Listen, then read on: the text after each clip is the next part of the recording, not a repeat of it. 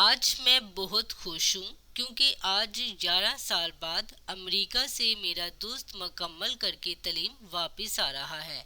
इन्होंने फिजिक्स में पीएचडी की है। इनका मानना है कि दुनिया में जो कुछ भी हो रहा है इसमें फिजिक्स कहीं न कहीं छुपी हुई है। जो भी हो, लेकिन इस कहानी में ऐसा क्या हुआ कि इसकी फिजिक्स भी काम ना आई। आइए आज मैं आपको पूरी स्टोरी सुनाती हूँ। जब वो अमेरिका से वापस आया तो मुझसे मिलने सीधा मेरे घर आया और फौरन मुझे गले लगा लिया। मैं भी इसे देखकर बहुत खुश हुआ। मैंने कहा, अरे शिवम, तुम अमेरिका से कब लौटे? मुझे बताया भी नहीं। मैं आज ही लौटा हूँ। तुम्हें सरप्राइज देना चाहता था इसलिए नहीं बताया। और बताओ कैसे हो? घर पर सब कैसे हैं? मैंने कहा, सब ठीक है और घर में भी सब ठीक है। तुम बताओ कैसे हो? क्या आपने अपनी तालीम मुकम्मल की है? हाँ, मेरी पढ़ाई मुकम्मल हो गई है और अब मैं हमेशा के लिए हिंदुस्तान वापस आ गया हूँ। अब हम दोनों एक साथ बहुत मज़ा करेंगे। मैंने कहा, ठीक है ठीक है, लेकिन आज तुम्हें मेरे घर रात के खाने पर आना है। उसने कहा, मैं ज़रूर आऊँगा और इसके बाद हम चहलकदमी करेंगे, कुछ तूफानी बातें करेंगे। ठीक है, मैंने कहा ठीक है। इसके बाद हम दोनों रात का खाना खाकर अपने गांव के पुराने मंदिर में चहलकदमी के लिए चले गए। मैंने कहा, शिवम, क्या तुम जानते हो ये मंदिर बहुत मशहूर है? वो हैरान होकर बोला, ओ, ये तुम्हारा तूफानी अंदाज है। क्या तुम्हें कोई अच्छी जगह नहीं मिली कि तुम मुझे यहाँ ले आए? मंदिर? मैंने कहा, अगर आप जाएंगे तो बहुत मजा आएगा। लोगों का मानना है कि इसमें भूत जैसी रूहें आबाद हैं। शिवम, वाकई यहाँ एक भूत है? क्या तुम मजाक कर रहे हो? वो मुतफिक नहीं हुआ। मैंने कहा, ठीक है, हम दोनों इकट्ठे चले और मालूम करें कि वाकई भूत है या नहीं। फिर हम दोनों मंदिर के अंदर चले गए। मंदिर बहुत बड़ा था और कदरे खौफनाक लग रहा था। ऐसा लगता था कि कई दिनों से इसकी सफाई नहीं हुई। फिर हमने मंदिर के पुजारी से बात की।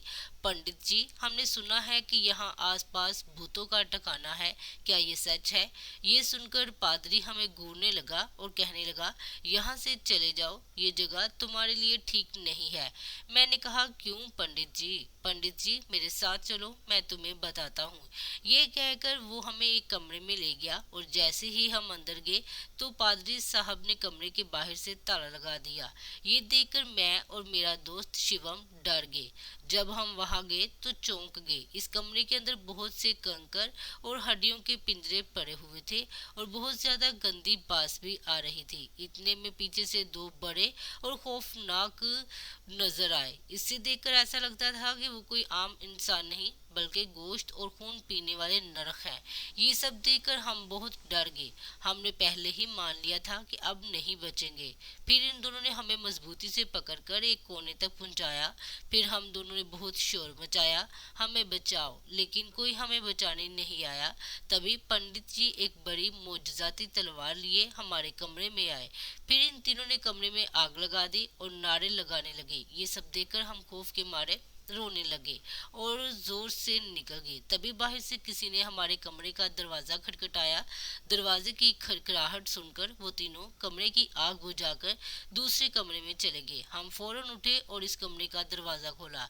इस मंदिर के मुतमिद और आसपास के लोग दरवाजे के सामने खड़े थे। इससे पहले कि हम कुछ कहते उन्होंने हमके धमकियां देना शुरू कर दी। तुम दोनों कौन हो? यहाँ मंदिर से चोरी करने आए हो? सच बताओ वरना हम पुलिस को बुलाएंगे। हमने सब सच बता दिया, लेकिन वो लोग हमारी बातों पर यकीन नहीं कर रहे थे।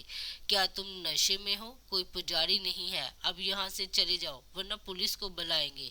ये सुनकर हम चौंक गए क्योंकि हमने अब तक जो कुछ देखा था वो बहुत से इंसान नहीं बल्कि सिर्फ उनकी भूत रूहें हैं। हम फौरन मंदिर से बाहर निकल गए। बाहर निकलते हुए मैंने मंदिर की खिड़की से अंदर देखा तो तीनों वहां मौजूद थे और मुझे देखकर हंस रहे थे।